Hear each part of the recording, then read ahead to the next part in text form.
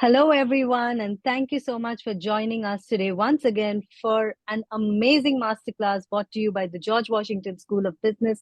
I can see quite a few of you who are trickling in into the audiences. If you can just let me know which city are you dialing in from, this will not only serve as an audio check on our end, but also get to know our audiences better. So for all 83, 85 of you and counting, if you can quickly drop in the chat window where exactly are you joining in from, that would be amazing. So we have people from Surat, Mumbai, Delhi, Kanpur, the length and breadth of India. I know we had registrations from all of the cities. We have Ojaswini from Kolkata, Anuj from Delhi, Himachal Pradesh, Avantika. Wow, Ashwin from Bangalore. Thank you so much, all of you guys, for tuning in. It is going to be an amazing session. We have Garima from Gurgaon, Kashish from Delhi, Sochna from Mumbai, for people from Pune. So all of you, thank you so much for joining in.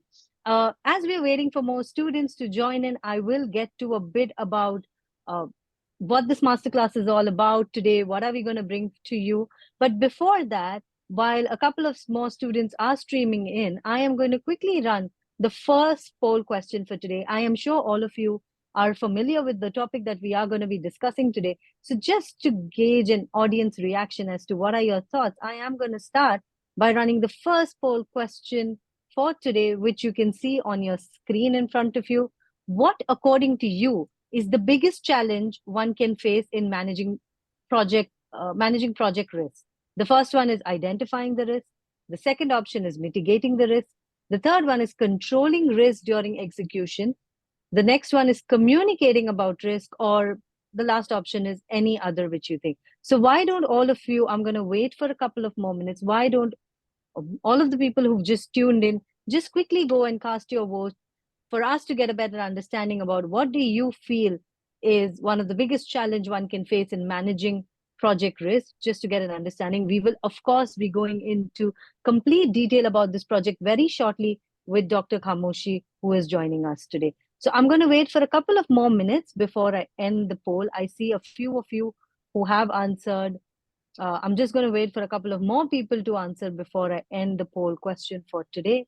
I would request once again all of the people in the audience to cast their votes, to let us know what do they feel is one of the biggest challenge that they foresee, or which they feel is something which is very important, or the biggest challenge that one can face in managing project risk. So I am going to be ending this poll very, very shortly.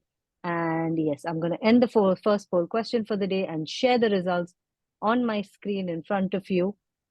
Around 44% of you feel controlling risk during execution, closely followed by identifying risk. Then comes communicating about risk and mitigating risk. So thank you so much, all of you who have participated in the poll questions for today. I am going to quickly start by doing a quick round of introductions. My name is Sabahat Hurzuk. I am a Senior Client Success Manager with Seed Global Education. We are a UK headquartered company which facilitates interactions between top global universities like the one that we have with us today and students such as yourself, giving you a chance to know a little bit more about the institutions, meet up with some faculty of these institutions, get a taste of the different kind of learning styles, the lectures which are being held, and then make informed decisions about your higher education. I would like to welcome today Dr. Khamoshi, who has joined us from the George Washington School of Business. He is the chair of the Project Management Academic Committee, the program director of the Master of Science in Project Management program, and an associate industry professor of decision sciences at the George Washington School of Business. He has numerous publications in multiple outlets, which he has done. Thank you so much, Dr. Khamoshi, for joining us. Pleasure. I also have with me today Megan, who is the Associate Director of Graduate Admissions at George Washington University. Thank you so much, Megan, for joining us. She will also be talking to you about the various programs that George Washington University has to offer, scholarship, application deadlines, etc. So stay tuned. As I said, the topic for today's masterclass is managing uncertainties in project management. So today, Dr. Khamoshi will explore the essential relationship between project management and risk management, reveal how a dynamic, integrated approach is crucial for success across projects of all sizes and complexities. I would now hand it over to Dr. Khamoshi to go into detail about this. And thank you so much once again. Thank you very much, Sarah, for your introduction. I really appreciate that.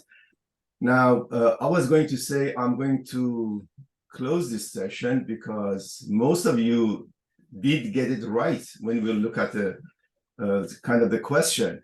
So I think the audience, they know something about project management, about risk management, and we will see how that applies to project management. I'm going to start to share my screen without any delay because I honestly, I don't think I can finish this presentation, the whole thing, but bear with me. I try to give you as much information as possible and also make sure that we are addressing the main and important topics. Give me a second.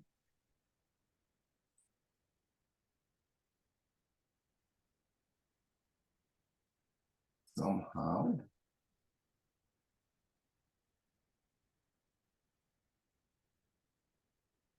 You have to be patient with me. It seems that my computer somehow is frozen.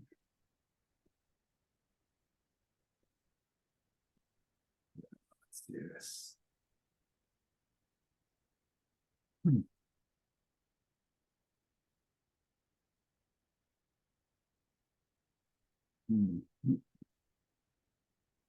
Okay. Oh, give me a second.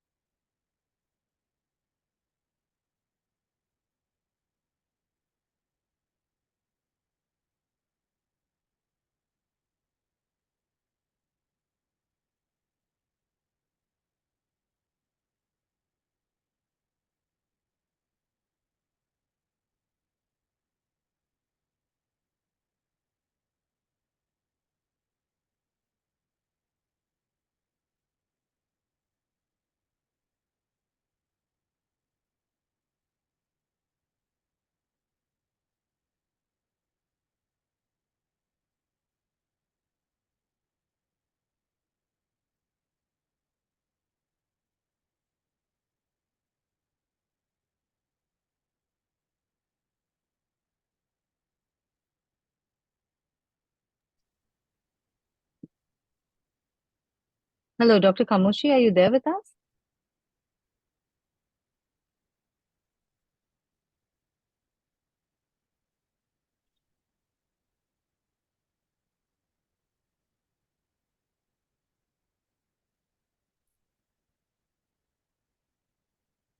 So I think there is some network issue. We are just going to wait for a couple of minutes before Dr. Kamoshi joins us back online.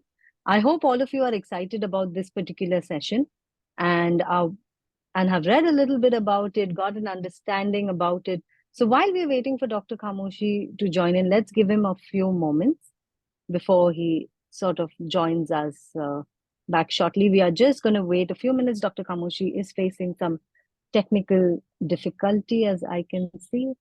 We shall wait for him.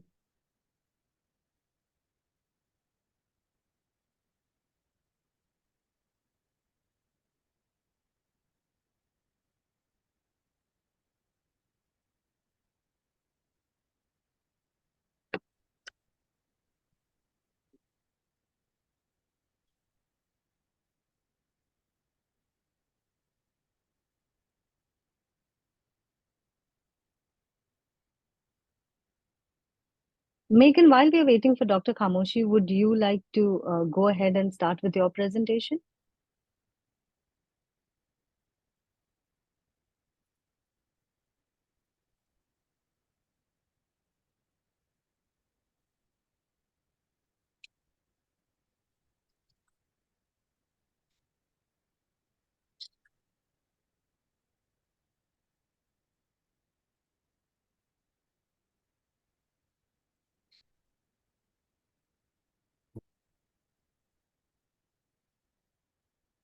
Megan? Yes, I'm here. Hi. I think Dr. Kamoshi has dropped off due to some technical difficulties. Would you like to start and go ahead with your Yeah. presentation in the meantime?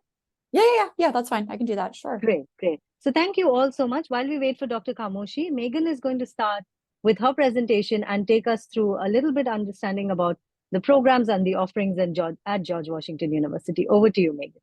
All right, great.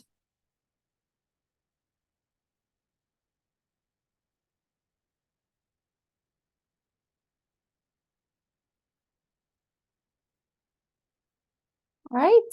Thank you so much, everyone, for being on today's presentation. My name is Megan Vanson. I'm an Associate Director of Admissions and Recruitment here in the GW School of Business.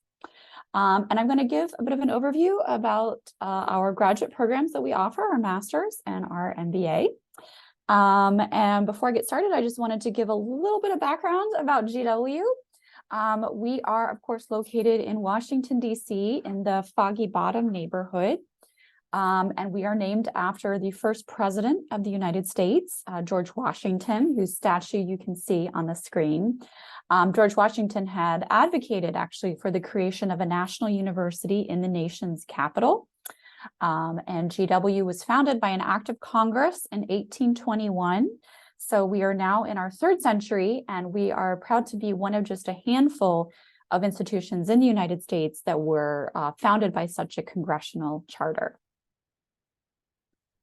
So if you go to this website on the bottom of the screen, virtualtour.gwu.edu, you can actually do a virtual tour of the campus and surrounding location. If you've ever been to Washington, D.C., or you've seen pictures of Washington, D.C., you can see the Washington Monument right there. The Capitol building is over there. And then this is the Foggy Bottom neighborhood where GW is located. We are actually just right around there in the School of Business. That's where I am sitting right now. So we like to think of ourselves as at the center of where business and policy intersect. Because we're definitely at the heart of the United States government, international organizations, and more private industry in the DC area. So do check that out and kind of see where we're situated. And I wanted to share with you some impressive rankings that our university has. By the Financial Times, our MS in International Business program was ranked #1 in the United States and #2 worldwide. In recent years. Our global MBA is #1 for percentage of women. Our Master of Science in Finance has been ranked #2 in the US by Financial Times. We also have some high rankings in some of our other programs, and we're very proud of our high rankings for diversity and for faculty quality.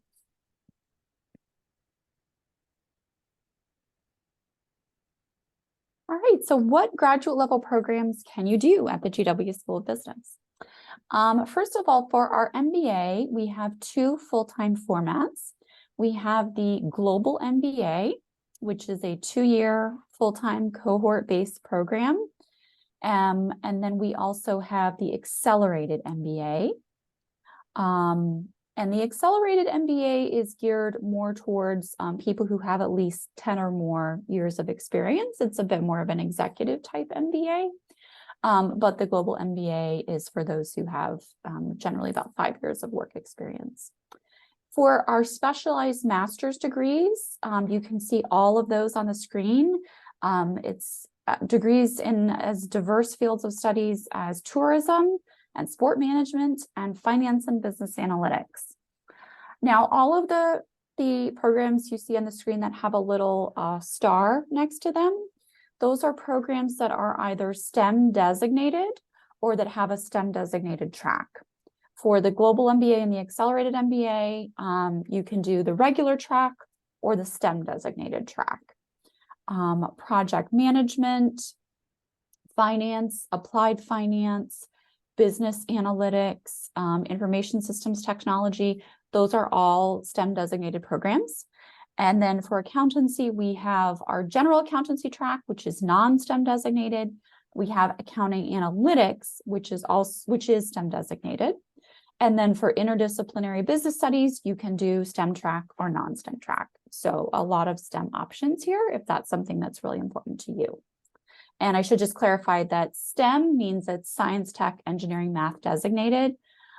STEM graduates can work in the United States for up to 3 years as opposed to up to 1 year. And just some highlights about our programs. We are, of course, very pleased with our high-ranked world-class faculty. We have innovative curriculum. We try to always have an international focus in our programs and our coursework, being located in Washington, D.C., and also being an institution that has a high number of students coming from all over the world. There's definitely a tech and an analytics focus in all of our programs, whether STEM designated or not. We know analytics is very much the way that things are going right now. And we have a strong focus on experiential learning.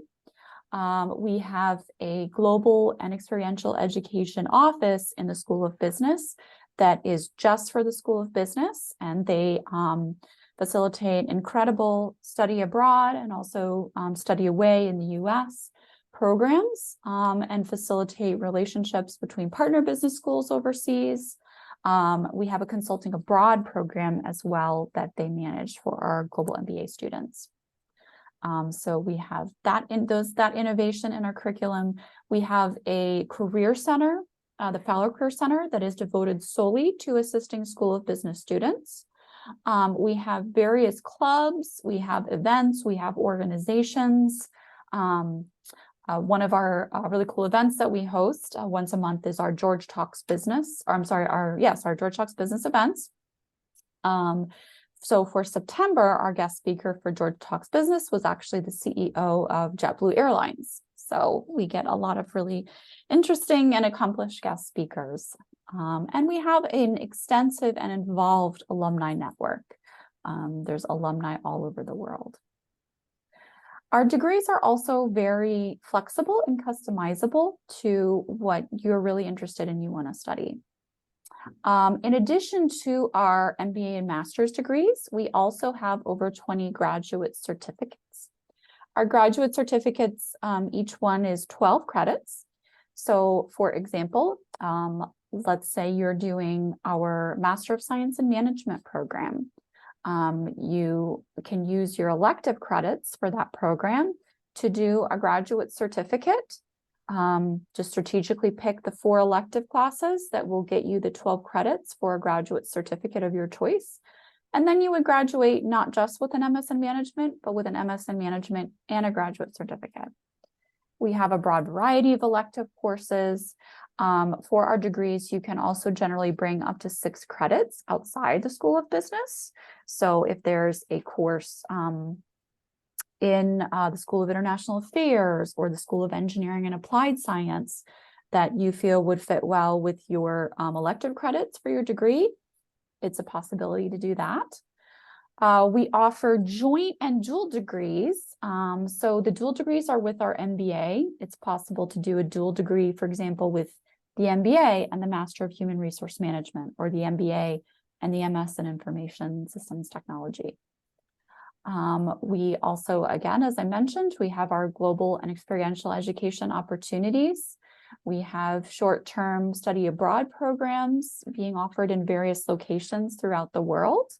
For example, our faculty director for the MS in International Business takes students to London every summer to look at privatization and the state in the UK. We have a study abroad, short-term study abroad coming up this winter to the country of Panama to look at how they've created a really business-friendly environment there. So again, lots of opportunities. You're not in a rigid lockstep program. You have some definite flexibility for you to be innovative and study exactly what you are interested in. And I wanted to highlight again the fact that in the School of Business, we have our own career center, the Fowler Career Center. They have specialty career consultants there who are very keen to work with our students, starting from the very beginning of their academic journey at GW. They can speak to you about resume writing, cover letter writing, help assist you with the nuances of a job search in the United States or an internship in the United States. They also maintain a vast alumni database, so they can reach out to alumni and connect you to alumni who are working in an industry or a company that you are interested in interning or working at.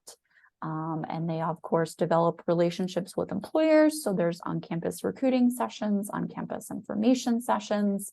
They really are a huge asset to the School of Business, and really accomplished people in that office who want to help you to succeed in your job search.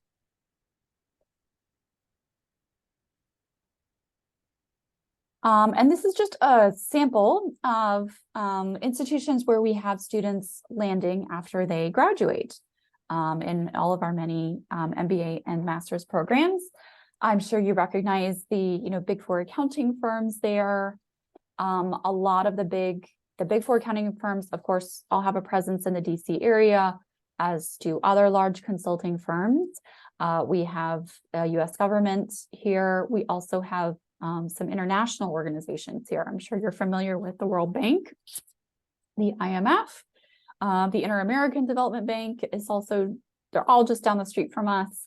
And we're seeing more and more private industry come to the DC area because, as I said, government, it's where business and policy intersect. Capital One has a huge presence just across the river in Virginia. Amazon also has a huge headquarters here now as well. So just seeing more and more private industry here in DC. We also have pharmaceutical industries, so a lot of opportunity. And we have alumni networks active all over the world.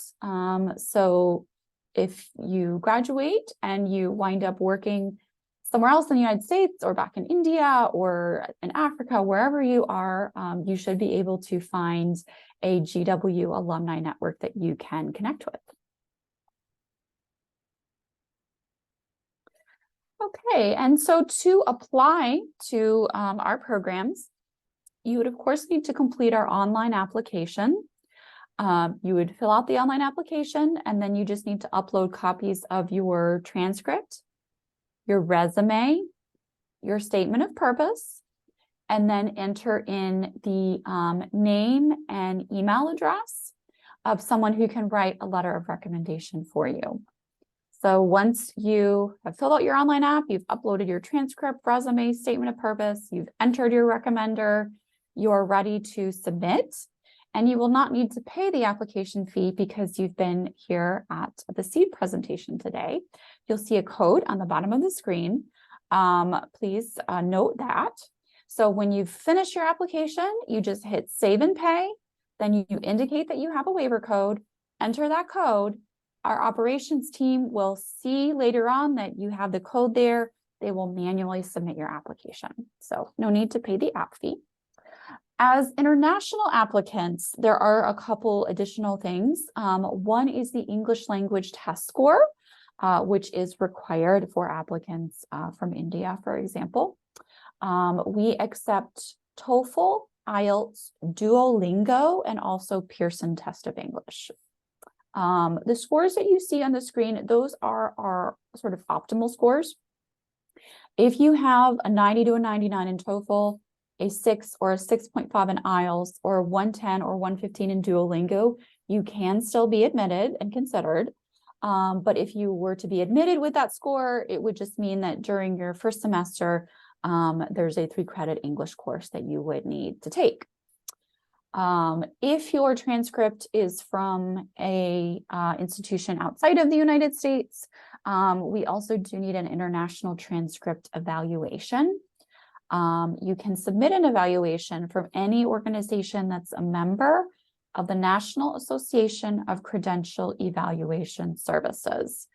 So you may have heard of WES, ECE, SpanTran, any of those is acceptable. It's certainly okay to submit your application before you have your evaluation or your English test score. Your application will just be in a pending state until those things are received.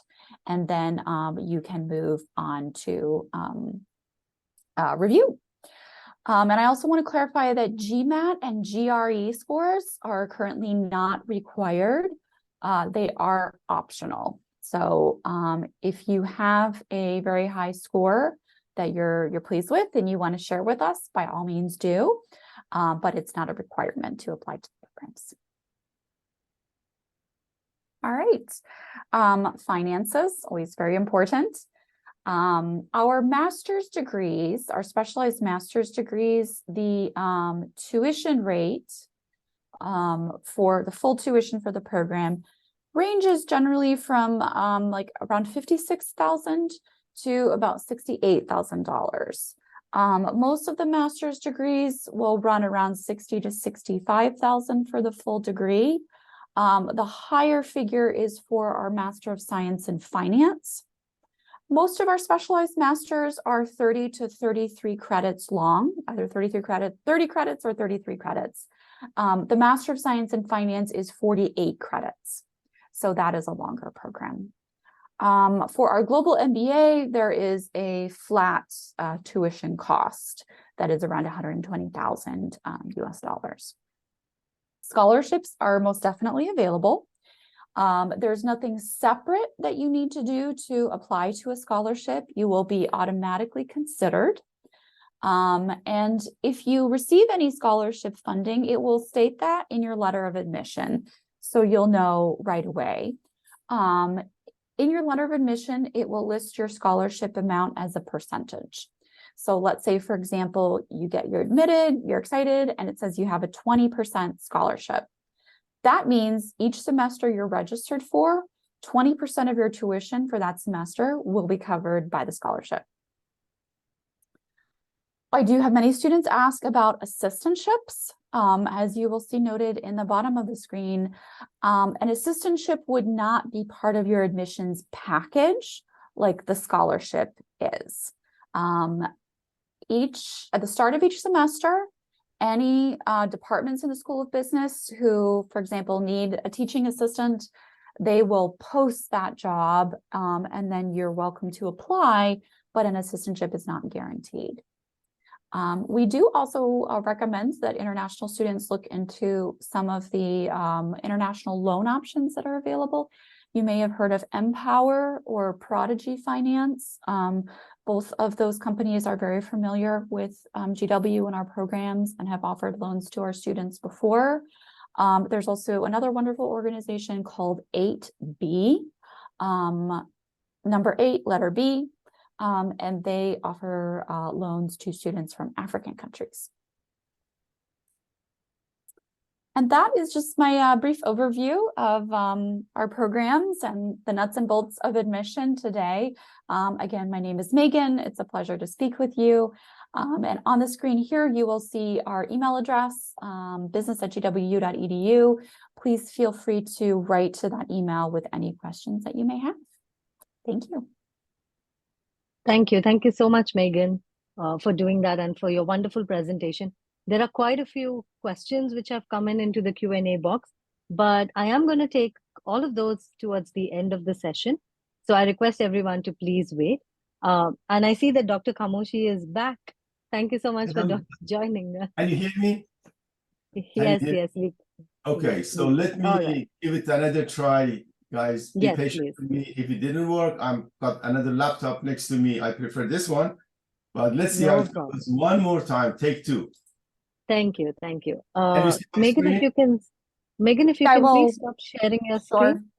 Yeah. I'm going to stop my screen and my video. Yeah. Mm-hmm. Yeah, perfect. Yes, Dr. Kamoshi, we can see your screen. But before before you get started, Hardik Batra has mentioned that you have intrigued my interest in project management masters. I would really like to know what goes into project management and the career options. So yes, Hardik, Dr. Kamoshi is going to be speaking to the whole lot of you and giving you absolute insights into this relevant questions that you have asked. So over to you, Dr. Kamoshi. Sure.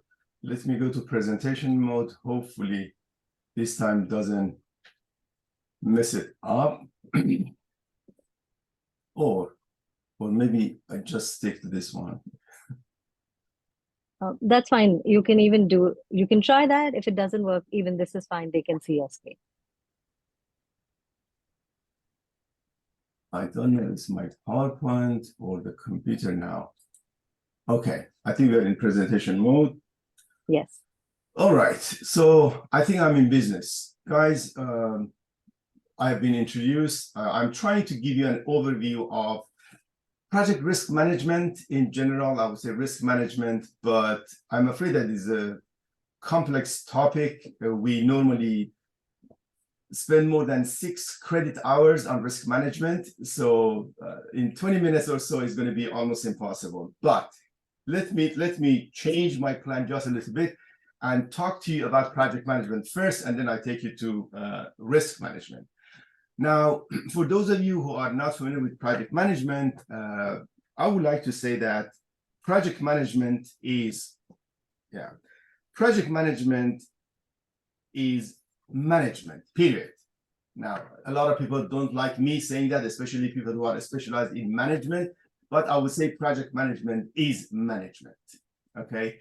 And management, this of course, I cannot be asking questions from you and all that, but you can imagine that management has got some specific functions. And normally I ask my students, what are the functions of management? And of course, they can come up with, oh, getting the job done, the leading people and all that. In a very short kind of brief note, I would say management is about managing people and getting the job done through other people, but the functions have been defined in classic project management books, as planning, organizing, motivating, leading, coordinating, and maybe 1 or 2 more. Now, these are the functions of management, right? But management starts with strategic planning. So I call that SP, strategic planning for management of any organization, any. By that, I mean any organization, small or large. You can start from your home as an entity, as a wahed, as a unit, as a kind of organization, and then go up to the ministry or even a country. The strategic planning starts with setting objectives for your organization, mission, vision, and all that. But at the end of the day, you end up with some strategic plan. Now, that strategic plan doesn't mean anything unless you have specified some specific objectives, right?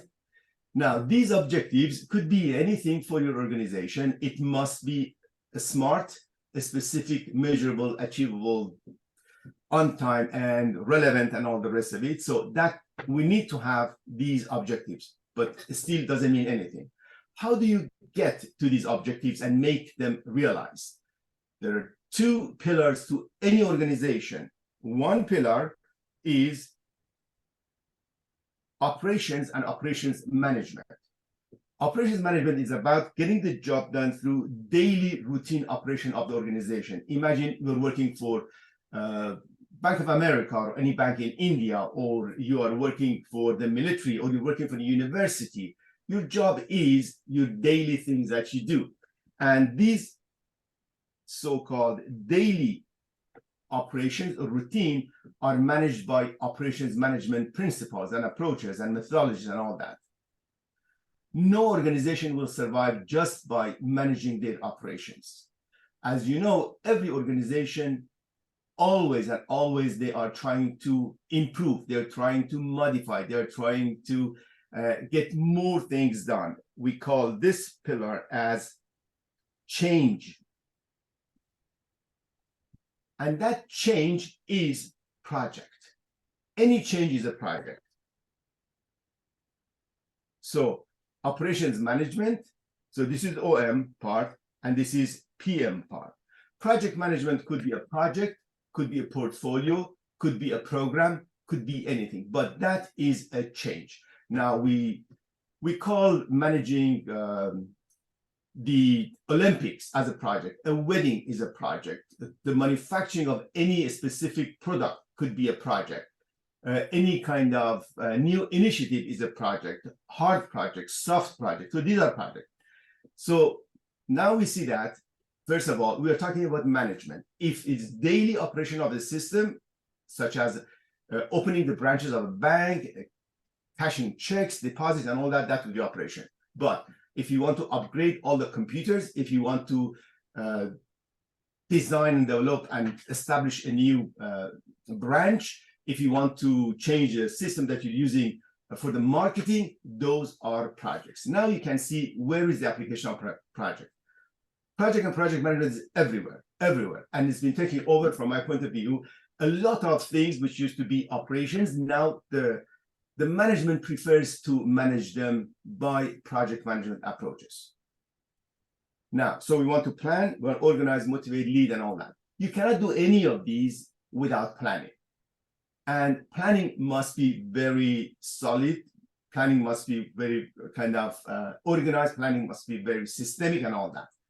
But we do planning to make sure that we go in the right directions. We do planning for making sure that we achieve the intended objectives, right? So we say in project management, a project manager is in charge of, or must be managing, time, cost, quality, scope, and risk. Time, cost, quality, scope, and risk. 5 factors. These are the performance measures that we use for assessing the performance of any project. Time management, cost management, quality management, scope management, and risk management. It's funny to say that. I would say all of those: time, cost, quality, scope, and risk. So time, cost, quality, scope, time, cost, quality, scope. These are factors which, if they do not happen as we want them, is going to be a risk. So risk is something that we do try to make sure that we move in the right direction, to make sure that we achieve the intended objectives, to make sure that we hit the target. So you can see that really management is about risk management. Risk of not finishing the project on time, risk of not finishing the project within budget, risk of not delivering the project as per scope, risk of not delivering the project as per quality. So you can see the kind of the connection and kind of interrelationship between operations management, project management, cost management. All of that is about management. Now, with that being said, now, what is risk? If I had time, I would have asked you, tell me, what is risk? Risk, there are thousands of factors. I normally ask my students to tell me, what do they think these risks are? Risk of not finishing, I said that, risk of not finishing the project on schedule, risk of changing technology, risk of government changing the rules and regulations, risk of competition bringing the new product, risk of, but what does that mean in practice when you want to manage your project, right? This is a kind of a sample risks which I have put together here. That doesn't mean that this is not the only thing, but you can see cost issues, right? Miscommunication, vendor deliveries being late, or reorganization, change, that's a risk. Loss of key resources, someone supposed to be doing the job is not available now. The interface between the project and other projects or other organizations within us and the government, us and the other company or contractors. So you can see that there are so many factors which may affect the successful delivery of the project, which every single one of them could be classified as risk. So what is risk? Again, guys, it's not easy. There are hundreds of, if not thousands, there are hundreds of classifications, academia, this type of risk, this class of risk, this, I don't know. There are so many classifications, which I really don't know all of them. But what I see here is that we need to look at the risk like any other thing systematically, which means when I say systematically, we start from the smallest element we want to focus on. We want to look at the risk management, and then we look at the higher levels of the system. And as you know, all the systems that we are dealing with in the world, they are telescopic, meaning that they start from a start and go get bigger and bigger and bigger. Now, here is operations risk, project risk, program risk, enterprise risk, you can say ministerial risk, government risk. So it's possible. So these are the, first of all, the level of different types of risk. Now, what is risk management? What is risk management? First of all, risk management to me is kind of management by itself. We want to manage risk, but in order to be able to manage it, you need to understand what is risk. We say risk management is the processes concerned with conducting risk management planning. That means just thinking in advance that I want to do risk management as part of my management. I want to do risk management as part of the process I have in mind for managing my projects, my organization, and all that. And basically, we say identification, analysis, and responses. That's a simple way of putting it. And then monitoring and control. That means you identify, you do that kind of analysis, and then you try to come up with the way that you want to deal with that. That's the response. And then you execute or implement your response, and then you have to monitor and control basically what you are planning to do. This is my definition for risk management. Why do we do risk management? Why do you want to do risk management? Now, again, I would be asking you, give me kind of fill that gap with the question marks. And by that, I mean, really, you should say to successfully, okay, to successfully deliver the project or to deliver the project successfully, to deliver the project successfully from decision to completion and to secure it from failure or time and cost overruns, which are the impact of the risk due to multi-dimensional risk factors. So with all the risk going everywhere around us, and as you can imagine, not using the project risk analysis management system, PRAM, project risk analysis management system, if you don't use that, you're going to be having a lot of trouble. Now, again, we want to deliver the project successfully. Successfully, that means I have a target. I said, do I finish this project in 12 months, in 15 months? My budget is $1 million. I want to make sure that I hit the target.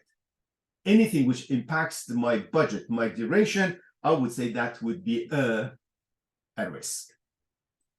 If we don't do that, then this is going to happen. First of all, we don't do risk analysis and evaluation, which means we don't get it. You're not going to be able to compare different strategies or reaction that may happen. We are not going to optimize our decisions in dealing and kind of resolving the issue. We are not going to get the provision of early warning. We don't get, because you don't have the mindset of risk manager or risk management, you're not going to know what's going to happen. And all of a sudden, you will see that a risk is coming up and you will be surprised and you're not going to be able to deal with that problem. Ability to be flexible and responsive to change, that is the most important, I would say, benefit of doing risk management. We want to be flexible and dynamic. We know risk is everywhere. We know that change is going to happen. So we must be ready for that. And that is going to come with risk management. Also, if you don't do it, you are not going to get better understanding of risk factors, better formulation of more realistic plans. Sometimes it's client demand. They want us to show that we do risk management. As a contractor, they want us to know that, yes, we do risk management. This is the plan for risk management, and that's how I'm going to manage the risk. Future use for the model, of course, the more you do risk management, then you become better at it, and you can easily manage risk, I would say, in a more systematic and automatic way, right? Now, again, this is my own classification of the risk. When I want to teach risk management, when I'm teaching risk management in the class, I normally say there are 3 class category of risk. Again, is another classification I have added to the rest of the classifications, which other, I don't know, academicians have done. So I start with SRM. I would say strategic risk management. Strategic risk management is about managing risks which are strategic, such as technology change, such as government change, such as competition impacting the delivery of the project. So these are mostly external, impacting the project in a big way. We call them strategic risk issues, strategic risk management, so that the technique which everyone is using is kind of a checklist. A checklist means you list all these risks So you have 5 strategic risks, and then you assess the probability or the chance of each one of them happening. And then we say, if it happens, what's the impact? Probability, impact, P and I.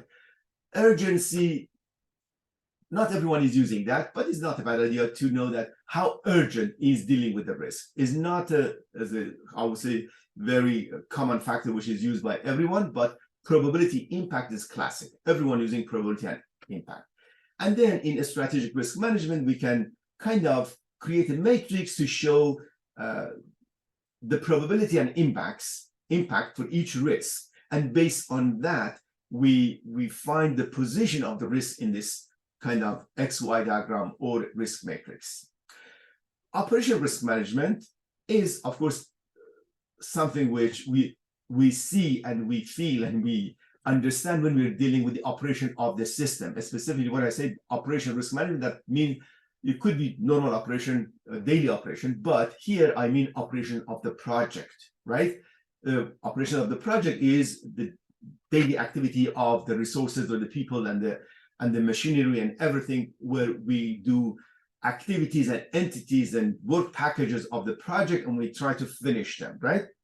So that the example of operation risk could be someone getting sick, an equipment is not working, the material is not available on time to be used for the activities of the project. So these are daily risks which may happen, and we need to pay attention to them. In order to do that, again, we need to know the probability of each one of them. We need to know the impact if that happens. And then, as you can see, it's very similar in terms of the formulation and in terms of how to deal with the risk. We use something very similar, which, again, is not hard to imagine that this is quite a qualitative approach. We don't do any quantitative modeling for this kind of risk, for both of them. I mean, there are some techniques, but not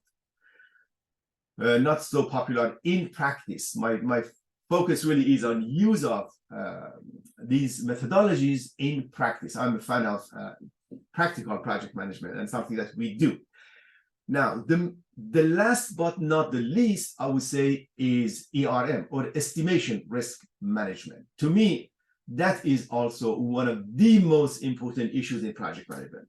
By estimation risk management, now you can imagine that we are talking about estimating the project. By estimation, and that's a complex, again, factor, and something to do that in a few minutes, but estimation is about estimating time, estimating cost, estimating volume of the work, estimating productivity, estimating all these elements that you need to put together to come up with a number, which is going to be the basis of planning for your project. And as a result of that planning, you come up with a duration and you decide how much money you need, right? And we cannot get that one right. And there's thousands of projects kind of on this earth, on the planet, which they have failed miserably. So estimation risk management is one of the most important factors that you need to consider when you are dealing with the risk management, okay? Estimation. We can get it right. The techniques which people are using is PERT analysis, which is program evaluation review technique, is a kind of a theoretical model which was developed in about 1970s, by the US Navy, and it's been proven to be kind of wrong and kind of, I would say, provides optimistic solution to the problem, which is not right. Simulation is one of the most widely used, again, not everyone, but is most accurate method that you can use, provide you with a lot of good information that you can use as a basis for managing the risk. So that's simulation, but because of the complexity, and you have to have a computer, you have to have the simulation modeling, and you have to have a distribution and this and that, I would say, again, I don't recommend that. The last one, I recommend that one, that's my model, is called USM, Unified Scheduling Method, and then I have got another paper called Unified Risk Model, URM. This is a generic approach which could be applied to operational risk management, strategic risk management, estimation risk management, and even you can use that for the whole enterprise. And that is called USM. I'm afraid we are not going to cover that in detail, but it is a very simple, that's important, very simple, and I would say easy method to use. You can check that, just check my name on the internet, and you should be able to find that paper associated with me. To summarize, what is risk management? This is risk management, guys. Identification, assessment, management. I know, I was saying it's so simple. Identification, assessment, management. It is simple. It's very, I would say, common sense. Is not rocket science. It is as simple as that. Identification, of course, not always is easy unless you have plenty of experience in the field, those kind of project. It's not easy to come, but at the end of the day, you have to know what are the risks. And this risk identification process is very, very important, comes with experience. Now, if you have done construction projects, for example, you know that where things can go wrong. And then we list the risks associated with the project, and that's identification. The second step is assessment. Assessment is understanding the risk and thinking, okay, now if this risk happen, if this risk is going to happen, what are the chances of this? That's the probability. If it happens, what's the impact? That is, so you have to come up with two numbers. One is probability and impact. Doesn't have to be number. You can use qualitative approach. You can use quantitative approach, but that is risk assessment. Now, let's say you've done that. You have identified the risk. You have assessed the risk. You know what's going on. Now what? Now is the time to decide what you want to do. Now is the time to decide what you want to do. And that is called risk management. Now, it's funny, the whole thing is called risk management, risk analysis and management, but risk management by itself is management. Just like anything else, you need to plan it, you need to execute it, you need to monitor it, you need to make sure that you are achieving the intended objective of your risk management. Again, risk management is the art and science of identifying, analyzing, and responding risk as a continuous and dynamic process, which means it's not a one-off thing that you do at the beginning of the project and then you forget it. No, you have to continuously do this process of risk management. What is the risk for the project? Like anything else, I would say this is generic, even if we call it for project, any possible event that can negatively affect the expected outcome of the project. We call that event. So you can see that an event, anything, an event, let's say inflation, right? That's an event. Or changing government, or changing regulation, or I don't know, something not being delivered on a schedule. Any event that negatively affects the expected outcome of the project. The outcome of the project from project management point of view, and not from project point of view, is time, cost, quality, scope, these four, right? Anything which affects these four, to me, that could be classified as a risk. Now, I think we are short of time. I'm not going to go through this process, but this is something that you need to do when you are dealing with risk, which means what you see in front of you is input, process, output. Is a systems. Input, process, output. If you want to do risk, let's say identification, those are the inputs that you can use. Any kind of processes you have in mind, could be anything. As you can see, a list is here. At the end of the day, what we get is the list of the risks. People can sit around the table, 5, 4, 3 people, and talk about the risks associated with the project and come up with their output, which is the list of risks. Assessment, I think I've said enough about that, meaning somehow we have to quantify, if possible, quantify the probability and impact of the risk. Probability and impact of the risk. Now, again, I said it could be quantitative, it could be qualitative. You can use a scale of 1 to 5. 1 is low probability, 5 is high probability. You can use high, medium, low, okay? Or low, medium, high, right? By the same token, you can do the same thing for impact. So risk assessment, now this is the second process. You can use either qualitative analysis as part of the process, quantitative analysis. There are, of course, some complex way of doing that. I I'm not advocating for that, but you have the list of the risk. You think, you analyze either with computer or simulation, whatever, and based on that, you come up with probability and impact. This probability and impact, I would say just having the probability and impact is enough, but you could be used for ranking of the risk, or which one is more important and which one is less important. If probability is very low and impact is very low, don't worry about it, right? That's what it is. So called probability and impact analysis. You can do risk ranking from probability and impact, or combination of the two. You can say top risk, next, right? Or you can do a diagram, which is called bubble diagram. Again, I'm not a fan of color coding and bubble diagram, but a lot of people use that. The quantitative risk analysis that is available, one technique which we advocate for that is called AHP, or analytic hierarchy process, is a technique which a little bit, I would say, not difficult, but you have to do some kind of calculation. In fact, the funny thing is that for AHP is one of my colleagues actually is using that a lot in his courses, and the software which is used in the whole world actually belongs to kind of he's in charge of that software. Is called Expert Choice, and that's Professor Foreman. He's using that for risk management a lot. Okay, so that's AHP. The only outcome of this model is that we'll tell you which risk is high or top and which risk is less important. Based on your judgment, you decide. That is AHP. Monte Carlo simulation is, again, I'm not going to go through that in detail, but what is it? It is like doing the project first time, second time, third time, fourth time, 1,000 times. And as a result of this simulated execution of the project, we get the 1,000 kind of data points regarding the time of project, the cost of the project, the quality of the project, the scope of the project, everything, right?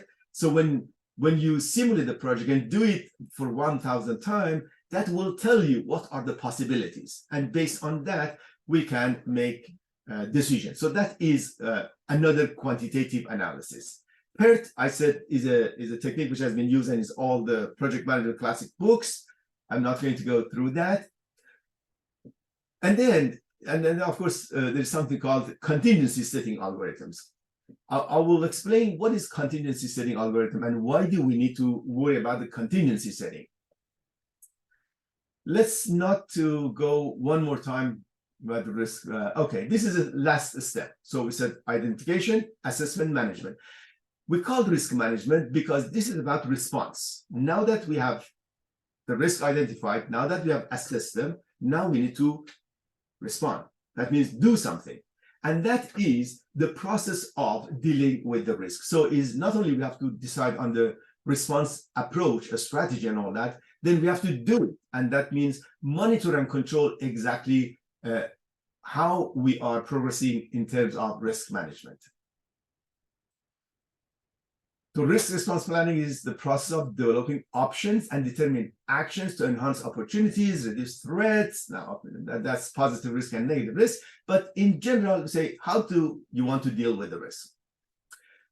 I want you to focus on the middle part, which is the process. So we have risk assessment coming in, probability and impact and ranking and all that.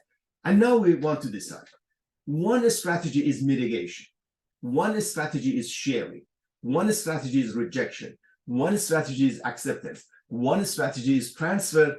And at the end of the day, I would say setting contingency.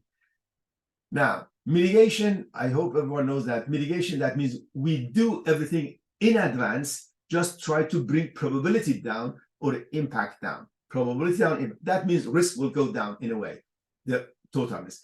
Sharing is, okay, if anything happens, I will pay 50%, we will pay 50%. That is sharing the risk. Could be kind of rejection. I'm not in. I'm not going to go after this project. I'm not going to use that strategy. I'm not going to use that equipment. That is rejection. Or you just say, no, let's do something different. Acceptance, you're taking the risk. You're taking the risk. Don't forget, you're taking the risk, right? And then transfer, you'd say, no, I'm going to subcontract this part to someone else. I'm giving the risk to the insurance. If anything happens, they should take care of it. I don't want to be involved. Now, the top 5, mitigation, sharing, rejection, acceptance, transfer, and all that, most of the time, there's going to be some risk remaining, no matter what you do. Or specifically, when you're accepting the risk, you're a risk taker, what if it happens? That's a big question. What if it happens? Now, you may say, I'm not going to do any of that. I'm just going to accept the risk. Accepting the risk, you have to be ready for that. To be ready, you need to set contingency. And setting contingency is one of the most difficult things to do in risk management. That means I have done identification, I've done assessment of the risk. I am now accepting this risk. I'm going to be ready. When it happens, I'm going to deal with that. But the question is, how? Imagine you're developing a new product or NPD type of project, right? Development of a vaccine. How much contingency do you need if things go wrong? In other words, you spend all the money developing a vaccine and all of a sudden you realize that, that was wrong. Change direction, you have to do something different. That's a risk. And you need to set contingency. So contingency is part and parcel of life. We do contingency in our life all the time, right? So one more time, risk sharing, everyone knows that is kind of, normally that's between the client and the contractor. We do the sharing. Mitigation, probability down, impact down, as a result, risk down. That is transfer, insurance kind of policies, that will be transfer of risk to someone else, or subcontracting. Elimination if possible, avoiding the risk, elimination of the risk, just change the strategy, change the equipment, change the person, change the supplier. That would be elimination. Or avoidance is nearly the same thing. Risk acceptance is the last one, where no matter what we do, still there's going to be some risk that we have accepted. So you can see that this is the same slide that I just showed you. Irrespective of which one of these you are looking at, you can always use one of those strategies to deal with the risk. Okay, the management process, again, as I said, we need to decide which one you want to do, which strategy you want to apply. You plan for it, you execute it, you monitor and control the risk, and then make sure that you are moving in the right direction for the risk, which is supposed to be controlling the objectives of the project. This is one example of qualitative risk analysis. Simply, as you can see, is likelihood on this side and impact on that side. So XY coordinate kind of inverted, if you wish, or doesn't matter really. So high likelihood and high impact. This part obviously is the most important part, the red part, right? This is least low likelihood and low impact. And then these are in the middle, doesn't matter really. Again, I said that I'm not a fan of color coding or even bubble diagram. I prefer more rigorous analysis for all that. So for estimation risk management, which I said I normally work on that one more than the other kind of areas or other classifications, the method which I have developed called USM, Unified Scheduling Method, or Unified Risk Model, it says risk is going to happen, is not going to happen. Risk is going to happen, is not going to happen. So if there's only two outcomes, either risk is going to happen or is not going to happen, I would show that as a binomial distribution, meaning that there is 80% chance that risk is not going to happen, 20% chance that risk is going to come up. If that's the case, okay, so the probability of risk happening is 20%. If it happens, what's the damage? $10,000. So impact is $10,000, right? So I list all my risks, which is going to be depending on which kind of risk you're looking at. If you're looking at the risk associated with a 10,000 activity project, you have 10,000 estimation errors, right? So we have all the probabilities, we have all the impacts, and based on that, using binomial distribution, I tell you exactly or how many of this risk can happen. And if it happens, how much money you need, okay? Now, don't forget that this is the money that we set aside for mitigation, mitigation. But that means when risk happens, I'm going to use this money to deal with the risk. So the size of the money will be dictated by the USM. Irrespective of what you do, to me, what is really important in project risk management is to have a mindset of managing risk, to have a brain that says risk is everywhere. I need to identify all the risks, I need to assess all the risks, and I need to manage all the risks. Knowing different strategies, such as mitigation, sharing, accepting, rejecting, transferring, and all that, you decide what you want to do and you go after that. Again, you can see even the risk management by itself is management, which means planning, organizing, motivating, leading, coordinating, making sure that you're moving in the right direction and you're hitting the target. I don't know whether I went over my time or not, but I am done. Thank you. Thank you. pleasure. Thank you so much, Dr. Kamoshi. I know it was too rushed, I was too but I just gave you a flavor of what's going on at GW. Yes. Thank you so much. And we have quite a few questions. Megan, if I could request you to come back online as well. And Dr. Kamoshi, if you can please stop sharing your screen. I am going to go dive right into the questions. I can see quite a few of you have asked different questions. I'm going to try and club these questions together in the interest of time and making sure that all of them are answered. So let's begin with one common question. Can either of you tell us about what are the different programs which George Washington University School of Business offers for someone who's looking to do an MBA or a master's in business analytics and project management? So which specific programs then can they apply to? Sure. So this would be someone who wants to do both an MBA and that. Yes, it is certainly possible to do a dual degree.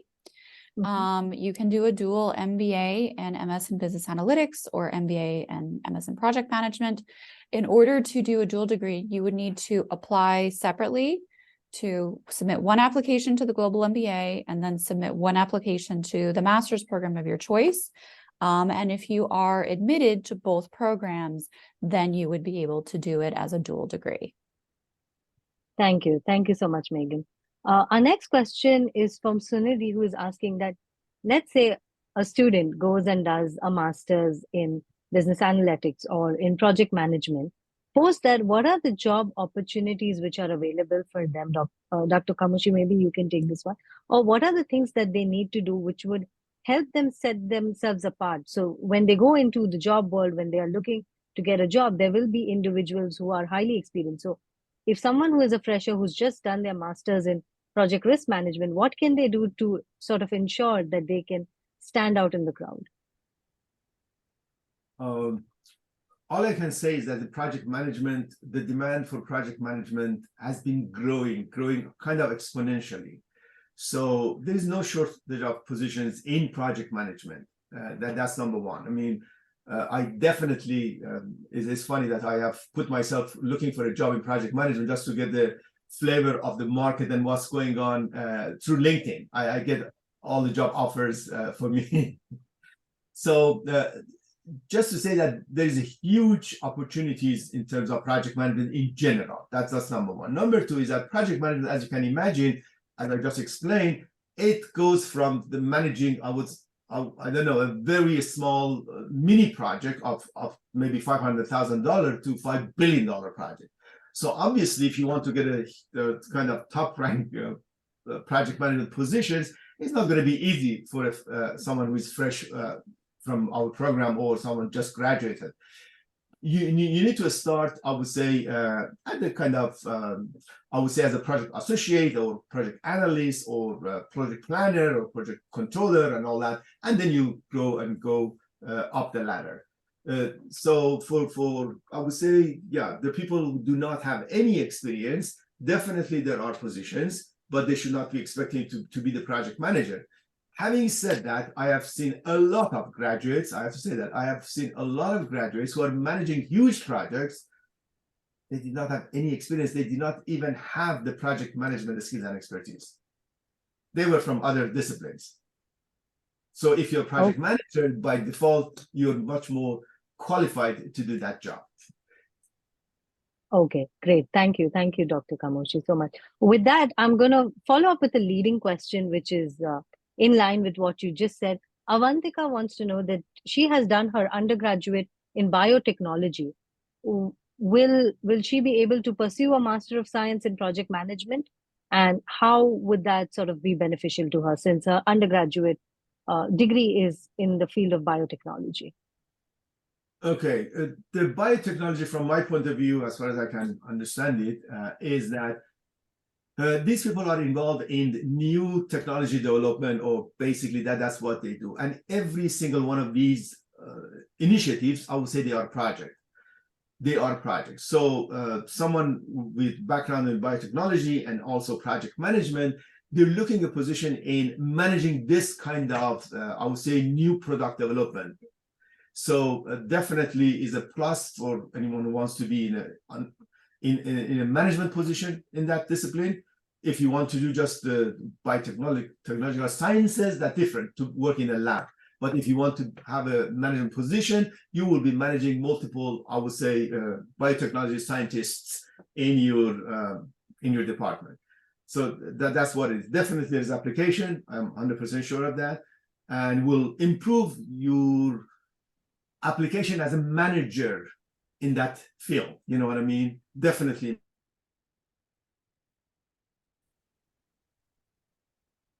Thank you. Thank you so much, Dr. Kamoshi, for that. My next question, Megan, will be for you. Harsh wants to know that he has already completed a master's degree in India and has around 2.5 years of work experience.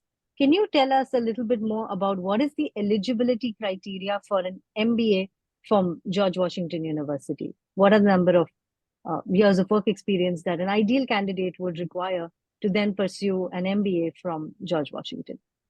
Sure. To apply to the Global MBA program, we do like to see at least 3 years of work experience. So the Global MBA is not a program that someone goes into straight from completing their undergraduate studies. We do want to see that people have at least 3 years of work experience under their belt before applying. Okay, great. Thank you. I hope that answers your question. The next one is for you, Dr. Kamoshi. Mohammed Aman wants to know, how do you balance the need for project flexibility with the need for predictability in uncertain situations? That's a really very, very nice question. Okay. Number one, I would say there is no such thing as certainty in the world, and specifically in a project environment. So I would 100% say that anything and everything we do in practice in real life is uncertain.